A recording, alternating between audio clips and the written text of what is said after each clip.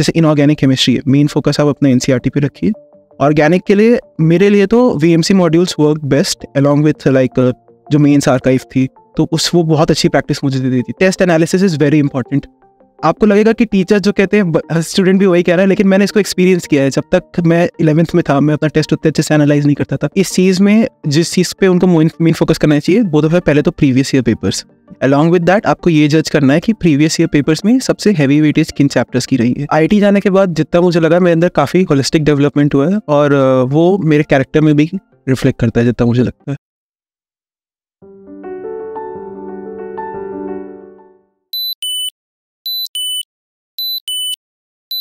Hello, मैं हूं सौरभ, आपका होस्ट, और आप सभी का स्वागत है वीएमसी अनस्क्रिप्टेड में। आज मेरे साथ हैं आरुष कुशवाहा, जो आईआईटी कानपुर से आए हुए हैं और जिन्होंने जेईई 2023 में 99+ परसेंटाइल अचीव की थी। तो welcome Aarush to this podcast of VMC. Thank you sir. तो आरुष, हम इससे पहले कि we dive into the questions जो स्टूडेंट्स सचमुच आपसे जानना चाहते हैं, आपकी जर्नी कैसी रही प्रिपरेशन की और क्या करना चाहिए इस मंथ के अंदर जो लास्ट मंथ है। तो आपकी फैमिली में आप फर्स्ट आईआईटीएन हो या आपके यहाँ और भी घर में पापा या भाई वगैरह आईआईटीएन है? सर मैं फर्स्ट आईआईटीएन हूँ अपनी फैमिली में। तो कैसा फीलिंग है, प्राउड फीलिंग है, कैसा लगता है आपको आईआईटीएन बनने के बाद? सर काफ़ी अच्छी फीलिंग है। मेरा कॉन्फिडेंस लेवल जितना मैं जानता हूँ काफ़ी हद तक इम्प्रूव हुआ है और आईटी जाने के बाद जितना मुझे लगा, मेरे अंदर काफ़ी होलिस्टिक डेवलपमेंट हुआ है और वो मेरे कैरेक्टर में भी रिफ्लेक्ट करता है, जितना मुझे लगता है।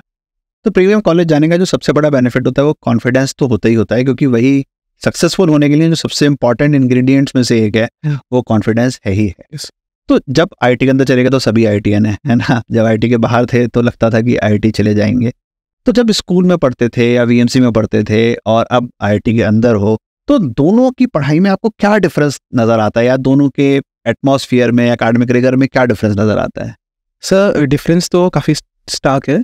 जैसे स्कूल्स और कॉलेजेस, स्कूल्स और कोचिंग इंस्टीट्यूट्स में हमारा मेन फोकस इस चीज़ पे रहता था कि how are we about to crack JEE, अभी उस पर मेहनत करनी है। लेकिन जब आप आईआईटी के अंदर जाते हो, आपको एकेडमिक्स हैंडल करने हैं, लेकिन अलॉन्ग विद दैट आपको अपना दूसरी स्किल्स भी काफ़ी सारी डेवलप करनी है, which is a main thing you should do in colleges. So इसके लिए आईआईटी कानपुर में क्या फैसिलिटीज़ हैं, हमारे पास काफ़ी सारी क्लब्स हैं। उन जैसे फॉर एग्जांपल प्रोग्रामिंग क्लब हो गया, इलेक्ट्रॉनिक्स क्लब हो गया, और ये काफ़ी सारी वर्कशॉप्स करवाते रहते हैं थ्रू आउट द ईयर। तो इससे क्या होता है, एक तो आपको पहले टेस्ट मिलता है उस पर्टिकुलर फील्ड का, और अगले सेकेंड ईयर से आप उसमें सेकीज के और कॉडीज के रोल्स उठा सकते हो। तो उससे आप उस पर्टिकुलर फील्ड में फर्दर डेवलप कर सकते हो। तो आईआईटीज आपको पूरा चांस देती हैं कि मान लीजिए आपकी ब्रांच उतनी अच्छी नहीं है, लेकिन आप उस पर्टिकुलर फील्ड में आप काम जरूर कर सकते हैं। तो आईआईटीज के बारे में ये चीज़ मुझे बहुत अच्छी लगती है। ये बिल्कुल सही कह रहे हो। अभी हमने कुछ 2-3 महीने पहले आईआईटी कानपुर के साथ एक सेशन किया था मैंने, प्रोफेसर शलभ के साथ और प्रोफेसर शुभ के साथ। तो उन्होंने भी ये बात बताई थी कि जो कल्चरल फेस्ट हैं, जो टेक फेस्ट हैं, और जो independence of choosing courses from other departments है, वो बहुत हाई है। तो इससे होलिस्टिक डेवलपमेंट जो है वो स्टूडेंट का आईटी के अंदर होते ही होता है। तो अब हम आ जाते हैं बेसिकली मेन चीज पे, जो बच्चे मेरे को लगता है सुनना चाहते होंगे। जब आप दिसंबर में थे तब तो एकदम से डेट अनाउंस हो गई थी जेईई की। इस बार तो बच्चों को टाइम मिल गया है, नवंबर, मतलब काफी अच्छे से एनटीए ने इस बार डेट्स को अनाउंस किया है। तो अप्रॉक्सीमेटली जैसे अभी 1 महीना है जेईई मेन जनवरी अटेम्प्ट के लिए। तो इस 1 महीने में जो बच्चे अभी एस्पायर कर रहे हैं, जो स्टूडेंट्स अभी एस्पायर कर रहे हैं, उनको क्या करना चाहिए? इस चीज़ में जिस चीज़ पे उनको मेन फोकस करना चाहिए, बोथ ऑफ पहले तो previous year papers. Along with that आपको ये जज करना है कि प्रीवियस ईयर पेपर्स में सबसे हैवी वेटेज किन चैप्टर्स की रही है। अगर उन चैप्टर्स को, मतलब अगर बहुत हैवी वेटेज वाले चैप्टर्स है तो उनका जिस्ट पढ़ लीजिए कम से कम, कि मेंस इतना हो जाए। Along with that test analysis is very important. आपको लगेगा कि टीचर जो कहते हैं, स्टूडेंट भी वही कह रहा है, लेकिन मैंने इसको एक्सपीरियंस किया है। जब तक मैं 11th में था, मैं अपना टेस्ट उतने अच्छे से एनालाइज नहीं करता था। मैंने देख लिया कि मेरे मार्क्स अच्छे आए या खराब आए, कौन सा क्वेश्चन गलत हुआ, कौन सा क्वेश्चन सही हुआ है। लेकिन इसमें आपको क्या करना होता है, जैसे कोई चैप्टर आपका गलत हुआ, क्या गलत हुआ, वो एनालाइज करना बहुत इंपॉर्टेंट है। और मान लीजिए अगर वो मेन चैप्टर है और आपको लगता था आपका स्ट्रॉन्ग चैप्टर है और उसमें मार्क्स कम है, दैट्स अ गुड थिंग, क्योंकि आपको पता चल गया आपकी उस चैप्टर में गलतियाँ कहाँ पे हैं। तो आप इस समय तो मेन फोकस आपको अपनी टेस्ट को एनालाइज करना है और उन गलतियों पे आपको इम्प्रूव करना है। बहुत इंपॉर्टेंट पॉइंट है, क्योंकि बच्चे ना टेस्ट एनालिसिस से दूर भागते हैं, है ना। अच्छा हो जाता है तो यूफोरिया में आ जाते हैं, खराब होता है तो डिप्रेशन में चले जाते हैं, बल्कि कॉज को आइडेंटिफाई करने की कोशिश नहीं करते हैं इन जनरल। अच्छा, अब एक जैसे और बच्चे जो सोचते हैं, तो मैं आपसे ही पूछना चाहता हूँ कि जैसे कुछ चैप्टर्स छूट गए, सपोज करिए 11th में पढ़ने से, या वीक रह गए, तो अब एक महीने में क्या आपने क्या सोचा था? आपने कुछ ऐसा आपके साथ हुआ था? और अगर रह गए किसी के, तो उसको इस समय उस पर फोकस करना चाहिए या जितना आता है उस पर फोकस करना चाहिए? जैसे मैं अपनी स्टोरी बताता हूँ, मेरे कुछ चैप्टर्स रह गए थे जब मेरी नवंबर मतलब एकदम से अनाउंसमेंट आई थी, उस समय मेरे 2-4 चैप्टर्स रह रहे थे। जैसे मेन इंपॉर्टेंट तो कोऑर्डिनेट ज्योमेट्री हो गया और आयनिक सेक्शन हो गया। तो मतलब उनको मैंने थोड़ा सा टाइम दिया था, लेकिन मैंने मेन फोकस क्या रखा था, जैसे मेरे जो स्ट्रॉन्ग टॉपिक्स हैं, जैसे मेरा फिजिक्स स्ट्रॉन्ग था, मैंने उस पर फोकस रखा, मैंने उसको इम्प्रूव किया, और उसके अलॉन्ग विद मैंने मैथ्स पे भी अपना काम किया था, जो मेरे चैप्टर्स अच्छे हैं, क्योंकि मुझे पिछले साल के पेपर्स देख के ये पता चला था कि मैथ्स का level has been significantly tougher from previous year, right. तो मैंने उस पर फोकस करने की कोशिश की थी, और मेजर तो टेस्ट एनालिसिस किया था कि मैं कहाँ पे गड़बड़ कर रहा हूँ, क्योंकि वो 1 महीने का टाइम बहुत शॉर्ट था, और आपको ये जानना जरूरी है कि आप गलती क्या कर रहे हो। बहुत ज़्यादा ट्रायल एंड एरर्स के मौके नहीं मिलेंगे इसके बाद। हाँ, ट्रायल एंड एरर्स के मौके नहीं मिलेंगे। तो आपके हिसाब से, आपके लिए सबसे ज्यादा स्कोरिंग कौन रहा फिजिक्स, केमिस्ट्री और मैथ्स में से? मेरे लिए तो फिजिक्स सबसे स्कोरिंग था। फिजिक्स सबसे स्कोरिंग था। नॉर्मली केमिस्ट्री होता है, बट ठीक है, आपके लिए फिजिक्स स्कोरिंग था, मेरे लिए अच्छा है सुन के। तो मैथ्स में जैसे बच्चे सबसे ज्यादा घबराते हैं, है ना, उनको लगता है कि out of the world question आ जाएगा, है ना, जबकि ऐसा तो नहीं होता है।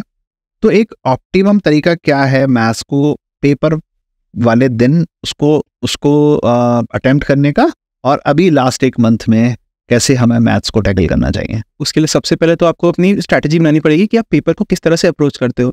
जैसे जिस तरीके से मैं कंफर्टेबल था कि मैं सबसे पहले फिजिक्स करता था और केमिस्ट्री करता था, और मोर और लेस मैं इनको 1 आवर 40 मिनट्स में रैप अप करने की कोशिश करता था, ताकि मैं अप्रोक्स 1 आवर 20 मिनट्स दे सकूं मैथ्स को on the most optimistic level.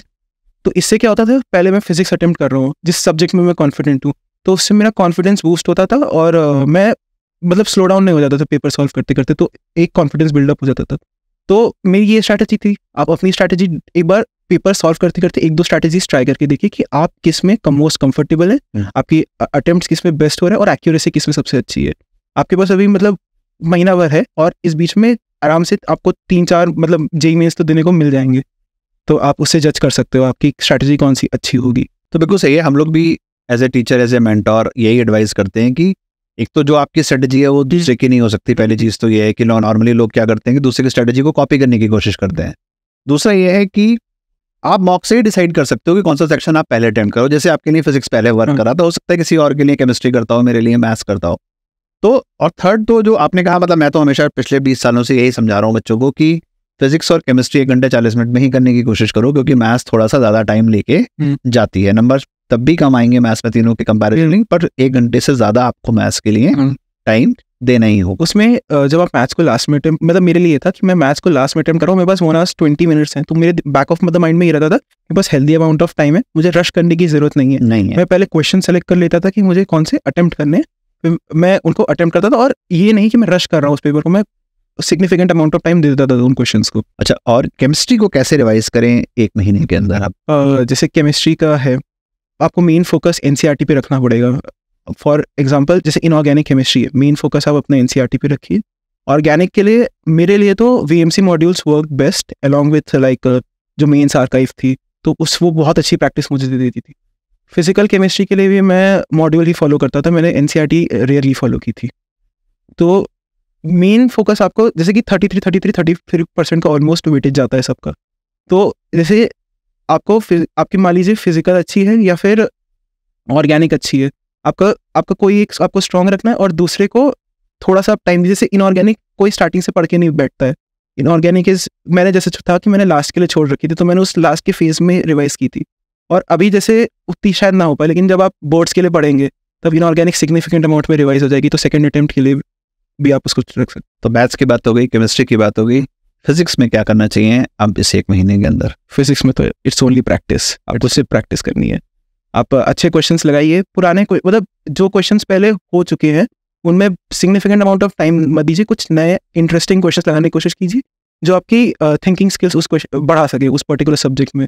जब आप प्रीवियस ईयर क्वेश्चन करने की एडवाइस करो, हम भी करते हैं, तो किस ईयर से कहते हैं? ऐसे कुछ सारे बच्चे ना 80s से शुरू कर देते हैं लगाना, 90s के क्वेश्चन शुरू कर। मैं रिवर्स क्रोनोलॉजिकल ऑर्डर में जाता था। जैसे मेरा 23 था, तो मैंने सबसे पहले 22 का पेपर देखा, फिर मैंने 21 का जज किया, फिर 20 का जज किया। तो जैसे 22 में मैंने ऑब्जर्व किया था कि मैथ्स मुश्किल गई थी, तो मैंने बैक ऑफ द माइंड में था कि इस साल भी मैथ्स मुश्किल आ सकती है। फिजिक्स कंपैरेटिवली इजी गई थी 22 में, तो बैक ऑफ द माइंड में ये था कि मतलब आप रिसेंट वाले से सबसे अच्छा जज कर सकते हैं कि अगला साल कैसा आएगा। अब मुझे लगता है 3-4 साल से ज्यादा पेपर करने से कोई बहुत ज्यादा मैंने खुद भी 2000 खत्म हो जाती है उसके बाद, राइट। आपका जनवरी जेईई मेंस अच्छा हो गया, फिर बोर्ड के एग्जाम्स आ गए, फिर बोर्ड के एग्जाम्स से लेके और अप्रैल वाले मेंस के बीच में तो बहुत कम टाइम ही होता है, 10 दिन का हार्डली टाइम होता है। वैसे तो लास्ट ईयर भी मेरे ख्याल से 12-13 मार्च में बोर्ड खत्म हुए थे, है ना, डिपेंडिंग ऑन कि आपका लास्ट सब्जेक्ट तो चलो मुझे लगता है कि ठीक। जैसे कंप्यूटर का लास्ट एग्जाम मुझे याद है 21 को था, और मेरा जैसे फिजिकल एजुकेशन था उसका 13 को पेपर खत्म। इस बार भी ऑलमोस्ट वैसे ही है, है ना। इस बार कंप्यूटर साइंस 2 अप्रैल को चला गया, बाकी जो मेजर पेपर हैं वो 12-13 मार्च में ही खत्म हो जा रहे हैं। तो तब से लेके और अप्रैल मेंस तक क्या स्ट्रेटजी आपने अपनाई, या मेंस को फोकस किया, या 99 जनवरी में आ ही गया था तो फिर एडवांस पर ही फोकस चला गया था? मेरा 99 फर्स्ट अटेम्प्ट में आ गया था, तो मैंने थोड़ा सा अपना फोकस एडवांस पे शिफ्ट कर दिया था। लेकिन अलॉन्ग विद दैट मैंने जो अभी रिसेंट पेपर्स हुए थे 23 में मई जो पेपर्स हुए थे, मैंने उनमें एनालाइज करने की कोशिश की थी कि क्या ईजी हुआ है, क्या मुश्किल हुआ है। जैसे मैथ्स, उस केस में मुझे लगा था कि मेरा कम रह गई मैथ्स में मेहनत, तो मैंने मैथ्स को सिग्निफिकेंट अमाउंट ऑफ टाइम दिया था, और इसलिए भी दिया था कि वो इन टर्न मेरे एडवांस में भी हेल्प कर देता। तो मैंने मैथ्स को फोकस किया था उस टाइम फ्रेम में जब अप्रैल मेंस का टाइम था। तो अप्रैल मेंस देने के बाद एडवांस के लिए अप्रॉक्सीमेटली 40 डेज का टाइम ब्रॉडली बचता है। तो वो 40 डेज का यूटिलाइजेशन आपका कैसा रहा? उस 40 डेज का यूटिलाइजेशन मेन तो ये था कि एक चीज़ मुझे बहुत अच्छी लगी थी कि मैं कंटिन्यूसली उस बीच में टेस्ट दे रहा था, तो एक तो सिलेबस गायब नहीं हो रहा था दिमाग से, और टेस्ट दे रहा था तो मैं एनालाइज भी कर पा रहा था कि इस समय मेरा एडवांस में कौन सा टॉपिक स्ट्रॉन्ग है, कौन सा टॉपिक वीक है। तो मैं वीक वालों को थोड़ा सा सिग्निफिकेंट अमाउंट ऑफ टाइम दे रहा था। एडवांस में थोड़ी सी स्ट्रैटेजी डिफरेंट रखनी पड़ती, क्योंकि एडवांस में क्वेश्चन कभी भी एक पर्टिकुलर टॉपिक से नहीं आएगा, आपको 3-4 टॉपिक्स मिला के दे देगा। तो आप एडवांस में ऐसी स्ट्रैटेजी मेरे हिसाब से तो नहीं रख सकते हो कि आप कोई पर्टिकुलर चीज़ छोड़ के चले जाओ। आपको अगर लग रहा है कि कुछ आपका वीक है, तो कम से कम उसको एक बेसिक लेवल तक आप अचीव कर ले, ताकि अगर उसका कोई कंसेप्ट आपके किसी क्वेश्चन में लग रहा है तो आप कम से कम उसको अप्लाई कर पाएँ। और एडवांस के लिए बस एक और क्वेश्चन आपसे पूछूंगा कि एडवांस गर्मी में होता है, 2 शिफ्ट में होता है ना। तो नॉर्मली मैं जितने भी बच्चों से इंटरेक्ट करता हूँ, जिनको मैं पढ़ाता भी हूँ, तो वो ना हमेशा सेकंड शिफ्ट में जाके परेशान होते हैं बच्चे, जो 2 से 5 वाली शिफ्ट होती है। आपका एक्सपीरियंस कैसा रहा सेकंड शिफ्ट का, जब जेईई एडवांस दे रहे थे?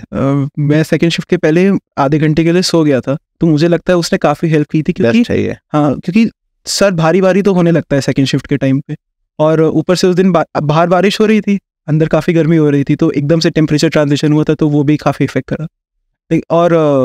लेकिन ऑल इन ऑल मैंने इसी तरह से हैंडल किया था कि mock test are like god of this thing, कि आपने मॉक टेस्ट दिए, उसमें आपको आदत हो गई कि आपने 6-6 घंटे के पेपर दिए हुए हैं, तो आप ऐसे हफ्ते देता रहा था, तो उस टाइम तक मेरा स्टैमिना बिल्डअप हो गया था काफ़ी हद तक। तो जो वीएमसी सीबीटी कराता है उसको लेके आपका क्या एडवाइस है टू द एस्पायरिंग जो बच्चे अभी जेईई 24 मेंस और एडवांस देने जा रहे हैं? मैं तो कहूँगा कि कोई भी सीबीटी में मिस नहीं करो, घर से मत देना, उसको सेंटर पे जाके दो, क्योंकि एक तो आपको एनवायरनमेंट मिलता है कि सेंटर पे एक्सपीरियंस आपका कैसा होगा, और मेरे हिसाब से वो काफ़ी मैचिंग एक्सपीरियंस था कि जैसा मैंने सीबीटी में दिया था, मैं उस जोन में पहुंच गया था बेसिकली, कि मुझे पेपर में कैसे बैठना है, कंप्यूटर में कोई प्रॉब्लम आ जाए मान लीजिए तो कैसे हैंडल करना है, और कहाँ पे क्या क्लिक करना है, क्योंकि फॉर्मेट एकदम सेम था।